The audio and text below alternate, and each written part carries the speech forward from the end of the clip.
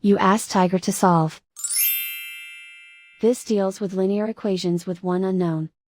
The final result is W equals 18/5. Let's solve it step by step. Isolate the W.